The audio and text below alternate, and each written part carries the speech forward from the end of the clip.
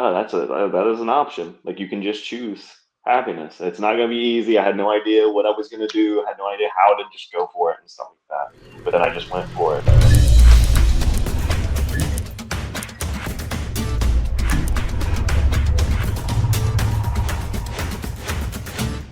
Welcome, everybody, to another episode of A-Listers. My guest today is one of my oldest and longest friends. He's an athlete, a rapper, a professional wrestler for the WWE who just made his 205 Live debut, formerly known as Zayne.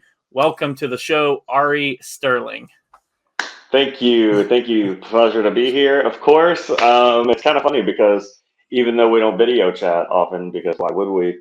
We obviously have pretty frequent chat. So it's almost just like, let's party again. Yeah, there, right there. That's you. That's you. Yeah, that's me. Sweet. That went up in the man cave. That's awesome. Yeah, and the Body by Taco Bell's over there. Nice. Nice. Yeah. But so we'll go ahead and jump right into the questions. And yeah, we do talk all the time. So this is the first I think this is the first video chat we've ever done. Yeah, I'm pretty sure. Yeah, right. Yeah. Okay. Talk to me about the WWE. What has the transition from the indies to the top company in the world been? And how has that locker room environment been? I'm not sure. It seems totally different than what it must have been back in the day, but now the WWE NXT locker room, I can't speak for the main roster because I haven't been up there, just SmackDowns and the Raws and whatnot, but yeah, the NXT roster, and the NXT roster, man, it's everything. Whether it's backstage or whether it's, we're doing stuff at the PC, because obviously we're training there very often and we're in the gym there very often. And there's crazy how positive it is. And it's especially crazy because, like, before you get in the environment, you hear so many things about this and that with WWE and the locker room and stuff. Like, it's so amazing. It's like the greatest work environment I've ever been in. Everyone wants you to succeed. Everyone wants you to do your best. Everyone wants you to get over. Now, of course, there's always, especially in wrestling or most athletic things in general, there's always that competitive edge to it, right? But it's so, to me, like, so far, which I'm 5 months in or whatever, 6 months now, something like that. I started in December 1st was my start date, and man, it's awesome. I love it. I can't praise it enough. Like, the environment there and everyone. You and Blake Christian had quite a run against each other on the indies, even being compared, what I saw a few times, to a modern day Rob Van Dam versus Jerry Lynn. What do you say to those comments? And are you excited to lock it up again with Blake, as he was recently signed to the WWE as well? Big shoes to fill if we're talking Rob Van Dam and Jerry Lynn.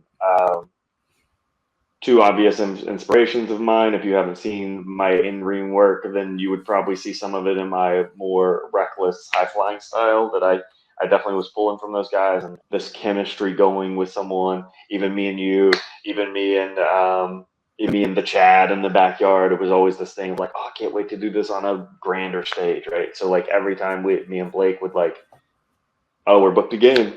And it was cool too, I think. Like, it was always the challenge was us, how do we have a different match? Yeah. Going back to the WWE, you had this impressive debut on 205 Live. Just walk me through. How did you feel entering, wrestling, and then winning that match? It was real funny. Again, like, on a maybe a less substantial level, it seemed like all day that day, everything was just like lining up. I was just like letting it happen. I was just like, I'm not gonna force anything. If I have an idea, I'll throw it out there. If it sticks, it sticks. If it don't, we're just going with the flow. I'm just gonna let this. I'm gonna enjoy the ride here. And it was so funny because I, like, rehearsed my entrance, and Shawn Michaels and Triple H and Road Dogg are watching me rehearse my entrance, and I was asking them for their opinion on my entrance, because that's the first. Granted, it's my first time wrestling. That's the first time I'm being seen on WWE product. National like, television, yeah. I don't want to just go out there and be like, yeah, right, like, hey, yeah, go me, right? So I needed just a little edge to it or something, and I was talking to them about it, and we worked through it like twice, and they were like, cool, and then Triple H just kind of motions to me like that, and I walk over, and him and Shawn Michaels are standing there, and I'm no selling it like I'm not in the presence of two But you're wrestling like, gods right now. I'm just like, right, in hey, your head. I'm inside. I'm like, and Shawn Michaels were like, they were like, are you happy to be here? Like, you happy to have your first match tonight? And I was like, oh yeah, like ecstatic. And they're like, don't let me see it in your entrance. It's like, you got it. That's all I needed, right? Wait a few hours, we're gonna end here. I go over there, I talk to Sean real quick. I was like, hey, like if you could watch my match, like I would greatly appreciate any feedback. And he was like, I absolutely will, and just keep in mind you only get one debut, so enjoy it. Ari Sterling, what more can you tell me about the name change? I chose the name. I think it's weird too because a lot of people look at like the WWE product and like, oh, WWE gave people stupid names and stuff, and it's so funny. Like I pop to myself every time because like I know the process, and that person that you're calling like, oh, they have a stupid name or whatever, just chose that name. Like they made it up. So like you're low key just dissing this guy that you're cheering for or whatever. Luckily, I haven't had a lot of negative feedback online. Like I haven't seen a lot of negative things about the new name, which is cool because it took me a while to kind of come up with it, and it wasn't a situation where it's like the first name you come up with, because there's of course like this whole protocol, and I'm not even sure what all that involves, but of course it's everything from like a PR standpoint to a copyright standpoint, also all sorts of things. I don't even know all the things this name has to clear. Um, but the name itself, I got Ari from my favorite character. Ari, it's so funny because someone pointed this out in a comment, and I even wanted to tell them like, "Hey, this is exactly how that happened," and then I couldn't find the comment again. It might have been on Facebook, I can't remember, but it was Ari Gold is my favorite character on Entourage, and I like that show, and it's just like a kind of cool name and original. And then Ari Gold, Ari Silver, two on the head, Sterling Silver, Ari Sterling. Like that's pretty much it, and So, are we going to see more of the Alex Zayne-esque moves in the future? Or are you going to be holding back? You always hear these rumors, and you can say if they're true or false, that WWE doesn't let you do stuff. so far, everything that I have presented, they've been more than willing to work with.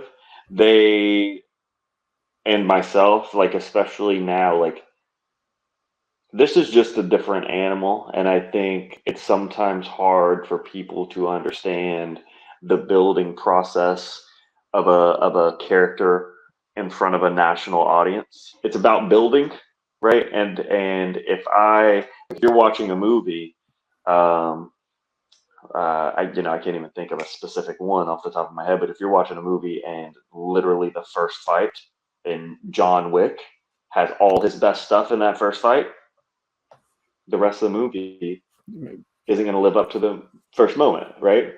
So you watch my first fight. I used what I had to use. Are you going to be having any new move names now that you're in the WWE? Yeah, we have definitely run into that problem, considering all of my names on the independent scene were named after Taco Bell menu items, like all of them. The move that I finished Samir Singh with on 205 Live used to be The Baja Blast. the Baja Blast, Which right? obviously you And cannot use now that. I cannot use it. So now I'm going to use. I ran this by a couple of people. So next time you see that move, it will be, if all things go as planned, referred to as the Baja 86. Couple of reasons, couple little double entendres there for those of you who want to be in the know. The Baja Blast got 86th, as you would do in the restaurant industry. you would say 86 Baja Blast. That means don't sell any Baja Blast because we're out of Baja Blast. So it's been 86. Secondly, because I was born in 86, not to give my age away. And then 86 Baja just doesn't flow as well. So Baja 86 reminds me of the Tiger Driver 90, whichever. You choose your favorite. And yeah, so, and that suggestion was actually given to me first by August Gray. So shout out to August Gray. I mean, one thing I'll say just from knowing you for all these years, and for anyone who doesn't know you yet, is that if you come up with a name or an idea for something, it is never just going to go, that sounds cool. There's always going to be a story like you just told me behind it. So you guys might not hear all of them, but just know when you hear names in the future, start thinking there's something behind it. There always is something behind it when it comes to stuff you come up with. Can we expect to see you return to 205 Live soon, or is there anything extra you could share as of right now? I'm always hoping, I'm always working, I'm always grinding in order to get the next spot, the next opportunity. So I'm hoping, of course, that this first showing was good enough to get a second showing. The nature of the beast around here really seems to be like a waiting game. You don't really know until it's time for you to know. They have already been told that they do want to use me frequently on 205 Live before the eventual NXT debut.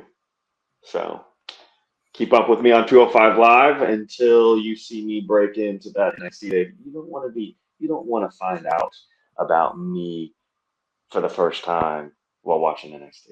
You don't want that. You can watch this on Peacock and Hulu, right? Peacock and Hulu. Right. So, you can watch it on Peacock and Hulu. 205 Live, Friday nights, 10 p.m. on Peacock, and that streams live on Peacock at 10 p.m. After it goes off there, the next day, it goes up on YouTube for infinite replays. So, I mean, not YouTube, Hulu for infinite replays. So you can even go watch my debut match right now. I think it's episode 260 or whatever it is. It's the May 7th episode. So I got the last part we're going to do is I got my rapid fire questions. 2 wrestlers, current or past, who inspire you. Hayabusa, Jeff Hardy. Dream opponents. Jeff Hardy is certainly one, because why wouldn't it be? But I think you got to go top of the mountain. You always got to reach for. So my current dream opponent would be like Roman Reigns right now, because he's top of the mountain. So when I'm talking like, oh, that's my dream opponent, that's because that's my dream positioning in the company, right? So that would of course make sense. But AJ Styles is certainly up there. John Cena, man, the infinite. Will Ospreay is another one. So that. Best Marvel movie. Best Marvel movie. I don't know. I'm probably not the person to ask for best, but my favorite, I think I would lean toward Doctor Strange. Best DC movie, or again, favorite DC movie? Ooh, favorite DC. I would go with Michael Keaton's Batman. Favorite superhero? It's generic, but it's Spider-Man. It's generic, but it's Spider-Man. That's good. That's a good answer. I mean, if you look at my style, like that's my whole jam, So. Okay, if you could swim in any liquid, what would it be and why? L8. Because it's delicious. I would drink my way out of a pool of L8 for sure. I've only had like 2 L8s in the past several months, because my cousin, shout out to my cousin DJ, when I was moving, he like bought me 2 full cases, I think. Where do you see yourself in 5 years? It's crazy, because like 5 years ago, I didn't even see myself here. Yet, in many ways, I did. It's just like I didn't necessarily see myself doing this to get here. Generally, I just see myself happy and healthy and in a position that I love being in, because that's what I'm always striving for. Will I be world champ? Probably. If you could add one person to Mount Rushmore, who would it be and why? Just a person, not even a president. I like that. Yeah. Just add a person to it. Who's like the best person? Who is the best person ever? It's hard to think of who. Me. I would add me to Mount Rushmore. That's it. Well, I mean, why not? I get to be on a mountain forever. I would be making like a goof. Just that. If you bought a yacht, what would you name it? I forgot you get to name boats. That's the thing. That's sweet. That is super duper sweet. Probably something like Lost. Some sort of play on Lost in the Sauce. I would name it that. Yeah. What are you most afraid of? Oh man. I really do not. Afraid is a weird word for it. I really am like not a fan of the hair in a drain of a bathtub. That's terrifying for me. So much that like sometimes Tabby like takes it out of the drain, she'll like tease me with it. Not a fan. Not a fan of that at all. I also don't like birds flapping their wings. I like birds in general, but the flapping, don't like it. I don't want to punch a bird, but I don't. What is your favorite memory? Wow. That's a lot. That's a lot of stuff. I feel like a lot of stuff is my favorite memory. Beats me. Beats me. I have a really, I mean, of course, like just wrestling's on the brain because we're having this conversation. So I don't know that this is my all-time favorite memory. But the first thing that comes to mind is me and C4. We had a backyard match at our high school after school one time, and then like this whole like the football team was there doing practice, and they were like leaving practice, so they saw us and they stopped, and we suddenly had this crowd for like the first time in our lives, and like other people gathered around, and it was epic. It was called the Breezeway Brawl, and one day it will see the light of day, and I can't wait until that day. What is your biggest goal in life? Oh man, biggest goal in life. I feel like it's ever changing. I feel like I try not to. It's weird because all these things I listen to are like define your goals and right. And I do have those to some extent, but they wouldn't be my biggest goal in life. I think my biggest goal in life is to have been like happiest for the longest before I die. Like find whatever that is to me, whether that, obviously success plays a role in that. And then there's like relationship happiness and stuff like that, and just doing things that I enjoy doing and messing with the people that I enjoy messing with and not messing with those who I don't enjoy messing with, and building that sort of perfect utopian lifestyle, and then maintaining that, because it's not a very easy thing to do, whether that be mentally, emotionally. I've told this story on a podcast before, I believe. But I was doing marketing, I was doing music, I was doing wrestling, all these things at the same time. And this was early 2019, and it had been going on for a little while at that point. And I was pissed off driving to a show that down in Tennessee. It's like 3.5 hour drive. And Tabby's like, "Oh, what's up?" Like, and I was like, "You know what? Screw this. I want to like not even go to this show. Like, this is BS. Like, I don't want to do it. Like, I'm beating myself up for nothing." At the time, I'm wrestling like 3 or 4 times a month, which is arguably more painful than wrestling a full-time schedule because your body doesn't ever get callous to it. And I was like, "Oh, I want to like just turn around and go home and stuff." And she's like, "I mean, do it then." I was like, "Of course, I've already agreed to be here, so I'm going to at least follow out that portion of it." And she was like, "Is that what you want to do? Like, you don't want to wrestle anymore?" I was like, "No, what I want to do is quit everything else and just wrestle." She's like, "Go for it." And it was a true, like, it was like the most truth I'd ever spit out of my stupid face at the moment. And when she's like, "Oh, just go for it," that's when I was like, "Oh, that is an option. Like, you can just choose happiness. It's not gonna be easy." I had no idea what I was gonna do. I had no idea how to just go for it and stuff like that. but then I just went for it, and I did get very lucky. I did get very fortunate. Not everyone will get as lucky and fortunate as me, but I think with a positive attitude and blah, blah, blah, and going for it and working towards something and being positive about it and keeping positive expectations about it, it will help. But I, of course, just filled up the calendar, and luckily, let's call that April, early April, when that decision was made, stopped doing everything else, went full-time as much as I could, not full-time financially, in wrestling, and got the big break July 4th. So I was very fortunate that came along, and timing, it was, it's crazy. And that goes back to even what I was saying, day one, 205 Live, about to make my debut, and I was just letting the day sort of flow.